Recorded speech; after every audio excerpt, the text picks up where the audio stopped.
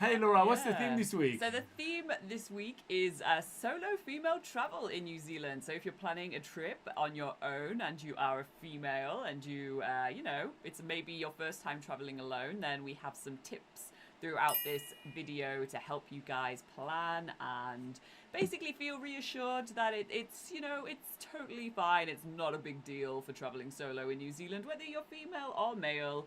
It's usually a really good way to travel in New Zealand, but we'll get to that. Okay, so don't forget to ask us all your questions in the meantime. It's more fun if you guys interact with us, but we'll continue with the theme of the week. So Laura, tell us why New Zealand is the perfect place to travel solo as a woman. So first of all, New Zealand is a very safe country. So you really don't hear stories about, solo female travelers being picked off on the streets. It's as safe as most places, in the world. It's very, it's just a very safe place. It's, very rare to hear, Bad stories. Bad stories. It's also a place where there is a huge amount of travelers actually coming to New Zealand. There's a lot of other backpackers, a lot of other solo travelers. The fact that there's so many other solo travelers here means that it's very easy to meet other people to travel with. So if you are traveling solo, but maybe you want it to be also a very social experience, then New Zealand is the perfect setup for that. I have nothing to say. It's your show today. It's definitely yours. Yeah. Also, to help with that, New Zealand is packed with backpacker hostels. So we find this one of the most sort of social areas to go to when you're traveling alone. So there's lots of hostels, and that's where you'll find lots of other solo travelers, and also stick to a budget. So they're the cheapest type of accommodation that you can find in New Zealand, other than staying at a campsite. But we even argue that backpacker hostels are much more social than holiday parks and campsites. So if you want that social experience, then the fact that New Zealand is well equipped with backpacker hostels makes that really, really easy. And also on top of that, they have female-only dorms. Almost all hostels do. So if you feel more comfortable staying with other females, other solo female travelers, then that's really easy in New Zealand. Actually, I'm going to add something here. They do have female solo dorm. They don't have male solo dorm, interestingly enough. Some rare instances they do. Oh, I never have noticed myself. that. But mostly the setup is like they'll have a female-only dorm, but they'll also be mainly mixed dorms. Yes. But we'll talk more about that later on. If you're visiting New Zealand as part of a working holiday, or if you're traveling here as a student, then you'll find that finding work is really easy here. So it can help you sustain yourself, sustain your travels, and is another really easy way to meet other people by meeting people through your work.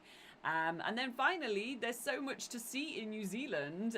Even if you are traveling alone, you'll definitely never get bored because there's so much to see. There's so many really good, on top of, we talked about some more social aspects of traveling New Zealand, but there can be some really good sort of solitary activities in New Zealand as well, like hiking, taking in the beautiful nature, that sort of thing. So you really have the best of both worlds in New Zealand. And as you can tell, as we've talked many times on this NZ Travel Show, there's so much to do here for so many different activities and experiences that it's just an awesome place to travel.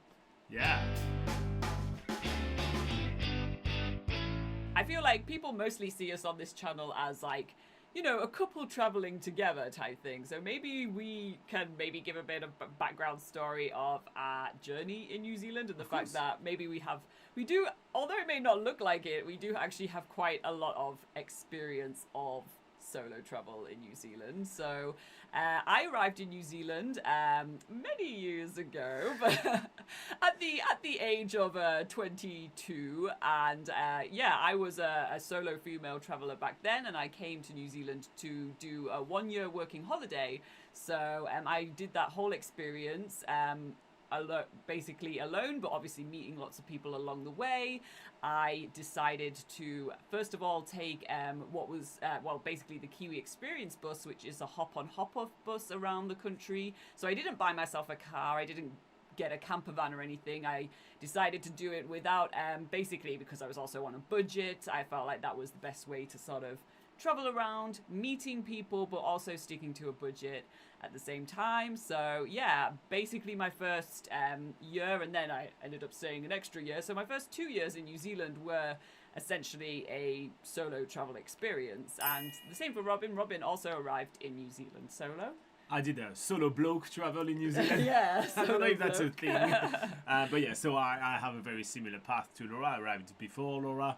And yeah, I did my working holiday visa here in New Zealand, traveling around both with camper van and traveling by bus as well with those hop on hop off. But we're not alone actually in traveling solo, and Laura is not alone as a female traveler. In fact, one of the recent studies from booking.com found that 72% of American women traveled on their own in 2018, which is like the full year pre-pandemic.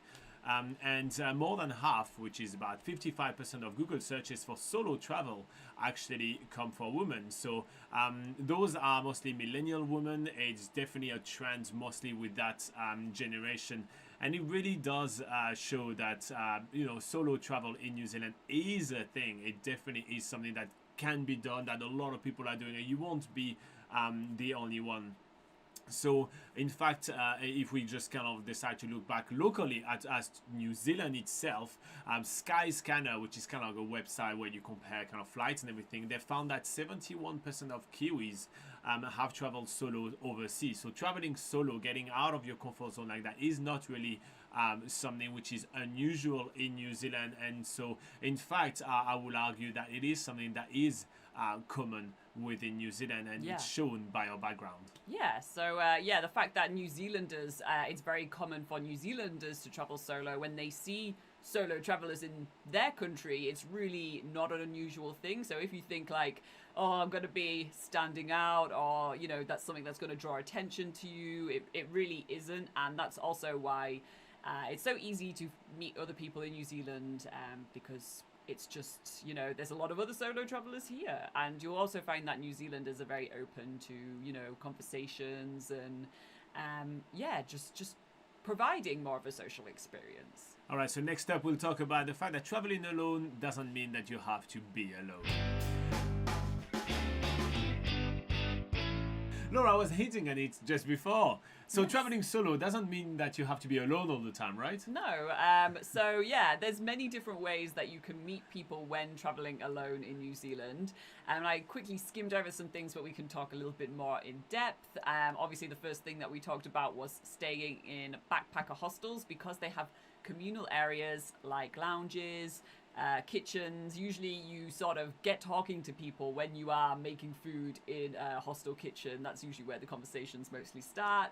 But obviously if you're staying in a dorm room, you're also staying with other people. And dorm rooms in New Zealand, they range from about 4 people in a room to about 8 people in a room is usually the common thing. So also from a safety perspective, even if you are, if you're a female staying in a mixed dorm, because you have so many people around you, there's often never really a sense of feeling like, oh, I'm in a creepy situation with this creepy person, that you don't really get that sort of vibe, because you're always surrounded by lots of different people. So they strength in numbers. So safety in numbers. Yes, so that's a good thing about staying in hostels. But other ways that you can meet people is that you can join group tours. So that could be for instance, for your entire trip in New Zealand. There are lots of organized sort of guided bus tours around the country, which can last for 2 weeks if you're doing the whole thing, or you can make it really an extended trip, like going on a hop-on hop-off bus like the Kiwi Experience bus or Flying Kiwi. They can organize really extended trips where you can hop off the bus somewhere, spend a month or 2 somewhere, and then get back on, depending on how much time you have in New Zealand. So yeah, that's a really easy, good way to meet people. And if I may just piggyback on that as well, like, you know, when it comes down to loneliness when traveling, right, it is something that affects like both men and women, right? So for my personal experience, what I found as well is just joining a day tour or a half day tour as well helps a lot into kind of meeting friends and meeting friends for the next few days of traveling, right? Because let's say you're based in a place like Rotorua, for example. If you join a tour, right, you're going to be put in a group of like 10, 12 people, right? You're probably going to meet some friends. And guess what? They're in the same place and it's likely that they stay a couple of days as well. And so for that reason, not just organizing your entire trip as, you know, a group experience, because at that point it's a little bit less of a female solo experience, but planning yourself a couple of group activities along can definitely help and also can enhance that because you may meet some really cool friends. Yeah, and I've talked a lot about, you know, traveling by bus and all that sort of thing, but if you prefer to be more independent, if you prefer to rent or buy a car or a camper van, then you can still like organize trip. Like when you're staying somewhere, you can offer to say like, hey, I'm going to go do this thing tomorrow. If you want to come with me, like I can give you a lift type thing, you know, like sort of also being sort of, you know, helpful to people as well is just really like, it just makes things really easy. And usually people are really like keen to, you know, jump on board and come and, you know, experience a hike or a walk with you to some beautiful scenery or waterfall in New Zealand. So yeah, there's definitely ways that you can be more social even if you are traveling alone in a vehicle. So we have articles also on nzpocketguides.com which goes through 10 different ways to meet people when traveling in New Zealand. So take a look at that. There's lots of different ideas and tips. There's also lots of, you know, Facebook groups where you can meet up with people as well. One thing that a lot of people tend to do when they're like, kind of scared to get out of their comfort zone is to join groups of like, you know, French people in New Zealand or English people in New Zealand, and they just kind of want to stick to their own, I guess, nationalities. But I would definitely recommend, you know, like the beauty of travel is experiencing different sort of perspectives that come from different countries, and that's always definitely the better way. Oh, it's obviously an opinion, but a better way to sort of experience traveling. So I would say don't join those groups. Don't just join your own nationality. You might as well just stay at home. Go and experience, you know, different ways of life, different ways of thinking, and that is usually a lot more enlightening. I agree. Yeah. All right, so in general, New Zealand is relatively safe for solo female travel. We've hinted at that quite a lot throughout this video, but it doesn't mean that you have to be naive and not being cautious about anything and just kind of throw yourself, you know, to every situation, right? So you still have to use obviously a lot of common sense to try to, you know, avoid putting yourself in bad situation. However, you know, if you do want a little bit of a recap, a little bit of a reminder, Laura has prepared 10 travel tips for women traveling solo in New Zealand. So here we go. Yeah, so first up is to choose safe accommodations. So, this also applies to if you're, say, staying in an Airbnb or you are staying in any sort of hostel, campground, or anywhere. Make sure that you look at, online reviews. See if, for instance, they have safety features, like if they have locks, if they have 24-hour service at the desk, for instance, or if you're more comfortable at staying in female-only dorms, then check out if they have those. Just really do research on different accommodations and if they do feature the safety features that you are looking for. Again, Airbnb is always like, you know, could be staying with randos or couch surfing, staying with randoms. So make sure you look at reviews, make sure they look like they're reputable. Stay with randos. Moving on. Just avoid staying with the creepy guy with the 1-star review, basically. It's just like common sense stuff. Next up, stay connected. So make sure that you stay in touch with people. Get yourself a local SIM card because usually roaming charges are quite expensive in New Zealand. So get yourself a local SIM card. Stay in touch with people back home, now and then. Keep them updated that you're doing fine, you're still alive, it's okay, Mom, I'm still fine. Just go through all that, reassure. That's not only to reassure them, but also for a safety aspect as well out. So just make sure people know where you are, they know what you're planning on doing, that sort of thing. And then once you start making friends in New Zealand, then you can get their phone number or connect with them on Facebook, and just keep in touch with people. If you be completely like not talking to anyone, and then you get yourself into trouble somewhere and you have no one even knew you were there, it's not a very good situation to be in. So yeah, just make sure you have know how to get a Wi-Fi connection, know how to get a local SIM card, which we do have lots of information on how to do that on the NZ Pocket Guide. And yeah, that just keeping in touch is a good way to keep safe. Next up, kind of related, is to inform someone about your itinerary. So this can be, if you're planning on doing a few days trip somewhere, if you're going hiking, maybe if you're doing a multi-day hike, or doing the Tongariro Crossing even, which is just a one-day hike, just letting somebody know that that's what you're planning on doing, and that once you finish doing that activity, you say, hey, I've returned home safe. That's just sort of like a standard way to, again, let people know that, that you're doing something. And if you weren't to reply, then, then at least somebody has your back and would know, like, okay, they haven't got back in touch, so they would hopefully look into it for you. And that's why you need to tell people that you trust, or people, friends or family that you trust, when you are doing something a little bit, maybe a little bit adventurous, or you're going on a 3-day trip down to the Catlins and you don't know if you're ever going to return. You probably will return, you definitely will return, but just good to keep people informed. Next up is to trust your instincts. So, this is the case for anyone. If you, get into a situation you feel a bit iffy about somebody, or if you see, maybe you're going, it's even if it concerns environmental aspects. You say, maybe I want to go swimming there, but it doesn't look that safe. Just trust your instincts on those things. It's just another easy way to keep safe. If you feel dodgy about like, I don't know about this particular place, whether to leave my bag here or not, so I'm just going to take it with me. Those sort of, just always sort of being aware of your surroundings, being aware of how people are, and whether, just trust your instincts. And New Zealand's generally safe, so you don't have to be on your guard and always like, oh my gosh, am I safe? It's definitely not like that, but it's, just sort of those common sense things. Next up, we have dress appropriately. So in New Zealand, there's not really much sort of cultural things that will mean that you can't dress a certain way.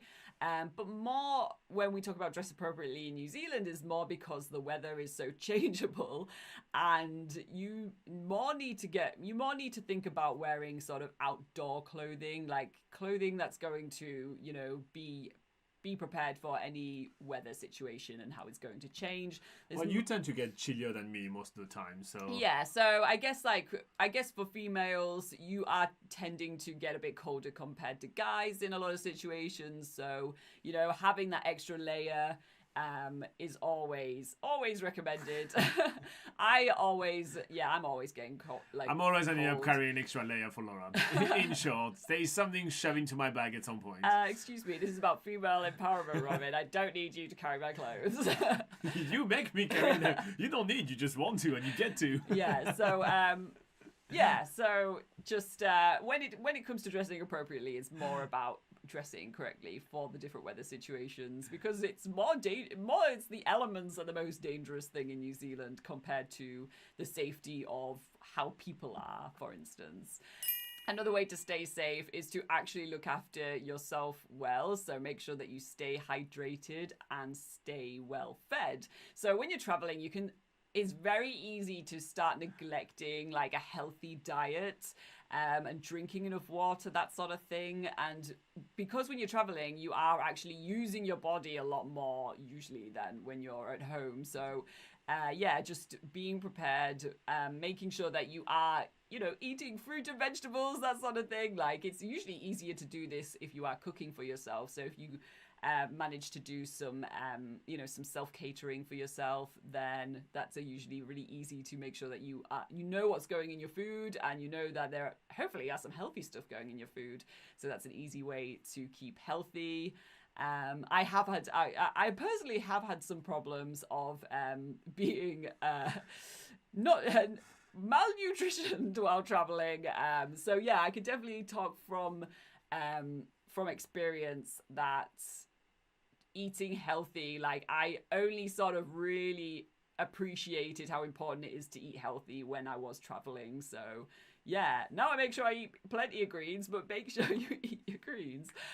That's why your parents were telling you that. Another safety tip is to join group tours. So it is generally, there is safety in numbers. So generally it is a safer feeling when you are in a group tour compared to traveling solo. So that's an easier way to feel safe. And then finally, secure your belongings. So make sure that you're not just randomly leaving your bags unattended. Make sure that, you can, I was going to say you can lock your suitcase or your backpack.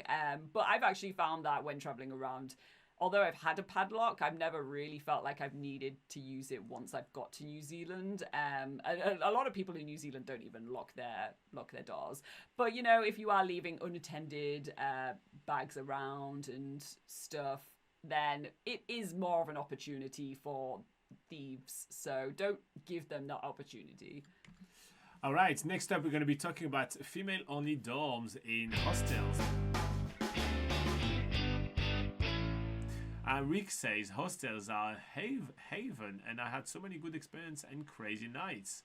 The same here. I mean, I can't say that. Did you ever feel unsafe in a hostel in New Zealand? No. All right, so that's a very good segue to talk about female-only dorms in hostels. So as we mentioned before, most hostels have... My hair's going crazy today. Okay. Most hostels have a option for female to stay in a dorm which is only female. So how does that work, and what can you expect? So, to be honest, I've only ever stayed in one female-only dorm in New Zealand, and that's because I've always felt completely comfortable in mixed dorms. But yeah, in a female-only dorm, it's pretty much, you know what? It's actually technically a little bit... They have a few more touches to a female-only dorm compared to a mixed dorm. Do you have extra pillows for a pillow fight? Or is that just a guy thing that we picture? No, but they usually put they might have maybe soaps and stuff. Usually you don't get that in a normal mixed dorm. You don't get anything in a normal mixed dorm. You don't get anything other than, bed sheets and covers on your bed, a pillow, and I don't know, Blankets. Well, blankets, yeah. And and basically no, you don't get towels, you don't get any of those other extra things that you might get in a hotel. But in female-only dorms, they usually have something a little bit extra. They will have some soaps. They might have a sink in the room, so it's sort of easier for you to just go and brush your teeth or whatever. And yeah, they might just have some nice little extras like that compared to in a mixed dorm. So that's one benefit, I guess. But but otherwise it's just you're staying with other females. I've noticed that it's usually you're staying with females from more conservative countries where there is more segregation between male and female. So you will be with people from those countries that do have concerns of female safety and gender mixing. So which is also very interesting to talk to people from different cultures in that respect. So it's good for that, but it's also obviously does feel safe, but I don't necessarily feel like I was safer in the female only dorm compared to the mixed dorm. Because how big are the dorm? How big they're usually smaller. So I think usually they are just a 4 or 6 would be the most. A 6-bed dorm would be the most for female-only dorms, whereas mixed dorms are usually a bit larger. They can go up to 12 beds sometimes, but so they usually female dorms are usually a bit smaller than the mixed dorms. Nice. All right, so let's talk about achievements right here, Laura. Is it really the biggest achievement in the world to do a solo female trip into New Zealand? Yeah, despite what a lot of, I guess, social media shows where it's like solo female travel in New Zealand, like, oh my god, look at this achievement of mine. I mean, it is like traveling on your own, regardless of your gender, I think is definitely an achievement for yourself. It really is like, you're going out somewhere to sort of maybe build your own character, experience, how to organize a trip by yourself and, putting yourself out there to meet different people from all over the world. That is the aspect that's a really big achievement, and that's whether you are female, male, or neither, whatever your gender is, or you don't have a gender. I feel like that is the achievement. It's not the achievement of being a female traveler. Is like, well, in New Zealand you were never in danger anyway, so that's why I don't really feel like, it's an achievement for yourself, but it's not really an achievement based on your gender. So if we were to dive a little deeper about the not really just the achievement, but what you can get out of it. So why would you advise girls, which are like 16, they're planning, okay, when I'm going to turn 18, I'm going to take my gap year in New Zealand. Like, why should they do that? Yeah. So why should they do that? Sorry. There's a lot of reasons.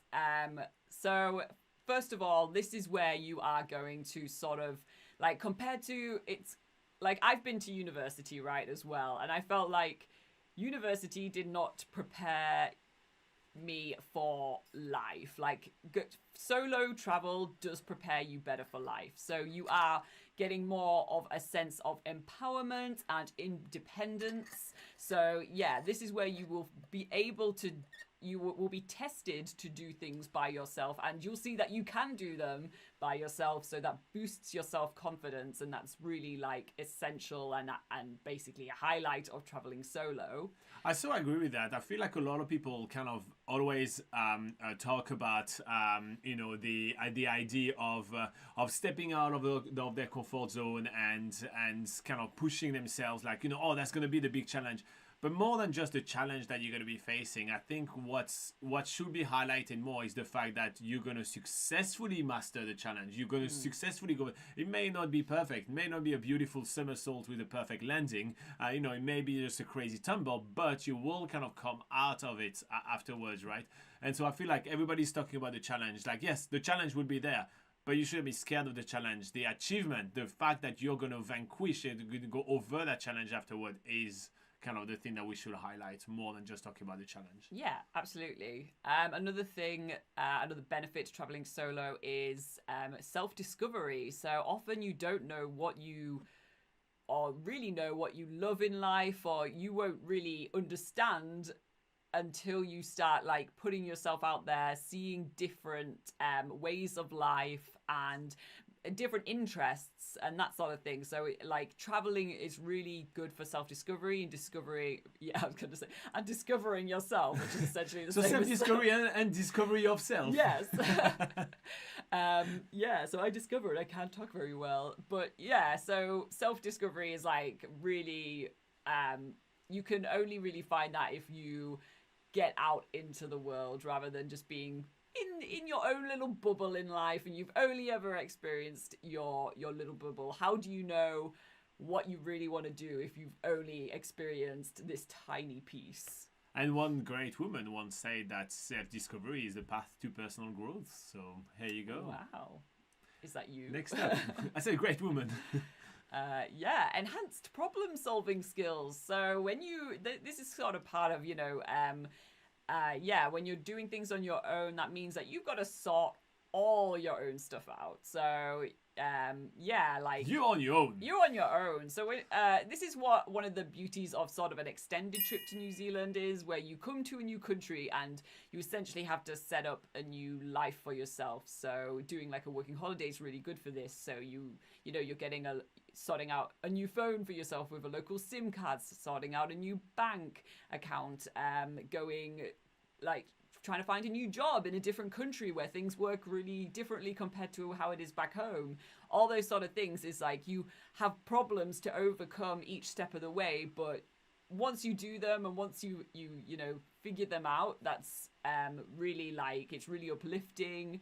It really makes you feel like you get a boost of, self-confidence. You know that you can do it. You can always reflect on that back in your life. Like, well, if I can do that, if I can start a new life in a country by myself, then I can do anything, And it's very true for all genders, to be quite fair. Like the more you have like those problem solving skills, the more you are encountering a hurdle and you're mastering that hurdle, the more it will increase your self-esteem, because therefore you do know that your sense of self-worth is much greater, right? You were capable to overcome this, to overcome that, to overcome this, to overcome that, right? And so therefore at that point you'll be able to actually know that you deserve more.